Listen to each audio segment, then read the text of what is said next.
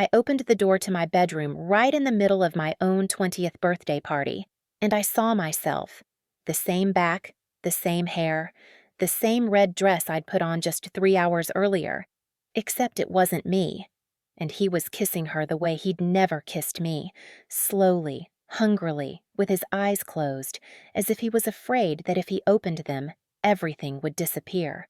I stood in the doorway, holding a bottle of tequila, and understood one single thing with icy clarity. One of us was about to lose everything, and it definitely wasn't going to be me. My name is Emily Rose. I'm 20. I live in Brooklyn in an old apartment with perpetually creaking floors and a window that stares straight into the brick wall of the neighboring building. In the morning, instead of sunlight, I get only gray diffused light, but I've long gotten used to it. This is my small, imperfect, but mine world. Alex has been my boyfriend for a year and 8 months. He always arrives first and leaves last. He brings me coffee with cinnamon, remembers the exact order in which I put on my socks, left first, then right, and kisses my temple when he thinks I'm asleep. Sarah has been my best friend since kindergarten. She knows where the spare keys are, what coffee I drink without sugar, and how I cry. Quietly, almost soundlessly, when I'm alone. This year, I decided my 20th would be perfect. I decorated everything myself. Warm string lights, 100 red and gold balloons, a playlist that Sarah and I spent 2 weeks putting together at night, arguing and laughing. "Don't put that sappy broken heart song," she whined. "And you stop whining, it's a classic," I shot back. Everything was exactly as it should be. Happy, loud, alive. Guests arrived at 7. Music blared, tequila flowed like a river, everyone hugged me, said I looked like I stepped off a magazine cover. I was wearing my new red dress, tight with an open back, bought specially for the day. I danced, laughed, felt like the center of the universe. At some point, I needed a second bottle. I told everyone, "Be right back," and went to the bedroom. The door was ajar, just a hand's width. A strip of light from the hallway fell across the bed. I pushed the door with my fingertips, and saw it. Alex was on his knees at the edge of the bed, shirt unbuttoned halfway down his chest, hands in someone's hair, my hair. Dark chestnut with a reddish tint. The girl he was kissing wore my dress, the exact same red one, same neckline, same silhouette. She arched exactly the way I arch when he kisses my neck just below the ear. He ran his fingers along her cheek, slowly, almost reverently, and whispered, "You're the most beautiful. You always were." I wasn't breathing. My heart pounded somewhere in my throat. The bottle in my hands felt impossibly heavy. I stepped back. The floorboard didn't creak. For the first time in years, I closed the door quietly, went back to the living room, smiled, poured tequila into shots, danced, laughed at jokes, hugged guests. Inside, a fire was already raging, but on the outside, I was still the same birthday girl, happy, drunk on attention. When people started leaving, I said I was tired. Alex kissed my cheek, habitually, warmly. "I'll be there soon, baby. I'll walk Sarah home. She lives far." I nodded, closed the door behind the last guest.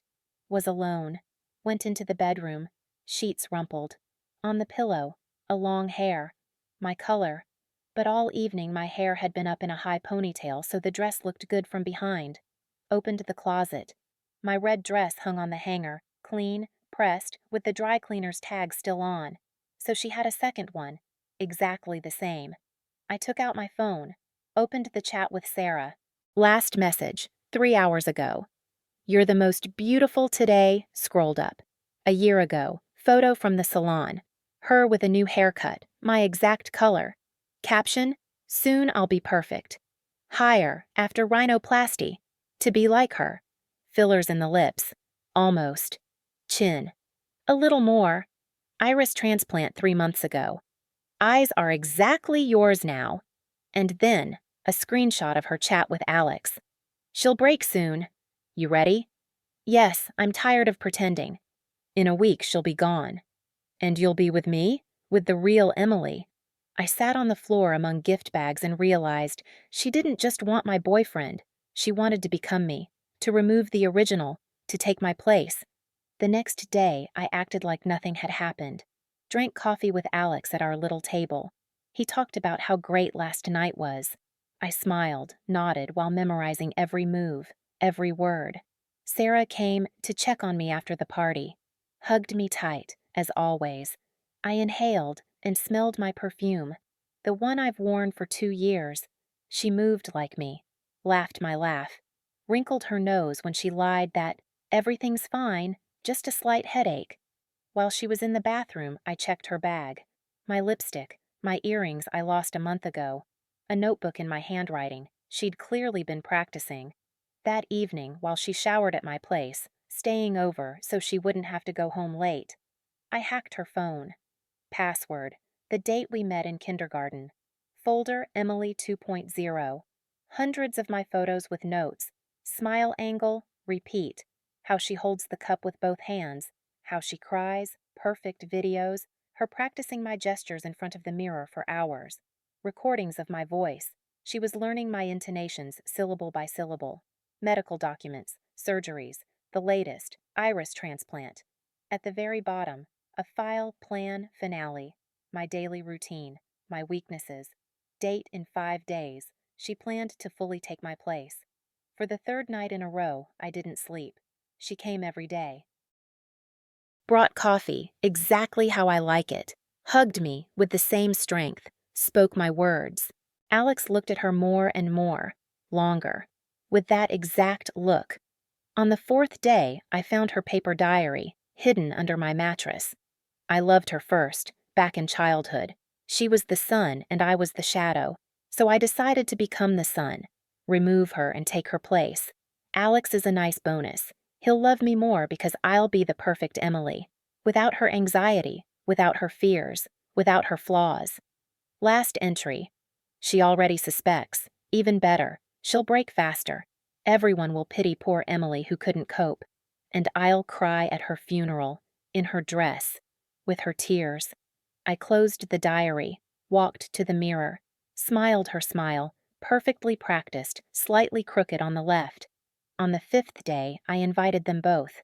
I want to talk, forgive, move on. They came together, holding hands. I poured wine. She drank and soon felt ill. Alex rushed to her, not to me. I stood over them calmly. You got it wrong, I said quietly. The real Emily is me. He looked up, horror in his eyes. I brought a big pizza box, set it on the floor. Open it, a gift, from me, and from her. Inside, a huge wig in my color false eyelashes. Emily edition, 3 packs of my winged pads, a jar labeled Real Emily's Tears, just salted water with food coloring, an A4 poster, her in my dress, marker. I'm Emily 2.0, no pimples, no periods, and no you loser. A note in her handwriting, I practiced for 2 days. Dear Alex, congrats, you're now with Emily Rose 2.0, but version 2.0 has no access to my Netflix. She never guessed the password. It's the date you first called me baby instead of her. So every night you'll watch The Office alone. With love, the real kind. Emily 1.0. Alex read it. Looked at Sarah. Looked at me. Can I stay with you? He whispered. I laughed, genuinely. You can, but one condition. I handed him the marker. Right on her forehead. Beta version. Netflix access blocked forever. He wrote, hands shaking. When she came to, the first thing she saw in her phone reflection was the writing on her forehead.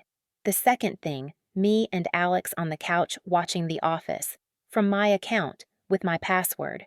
She tried to say something. I raised a finger to my lips. Shh. This is the episode where Pam draws. Don't ruin the moment, Beta. She sat on the floor in my dress, with writing on her forehead, watching us laugh at jokes she would never truly understand. And I finally felt like myself. Because real revenge isn't when someone disappears. It's when the copy realizes that even after becoming perfect, she still won't get your Netflix password. The end.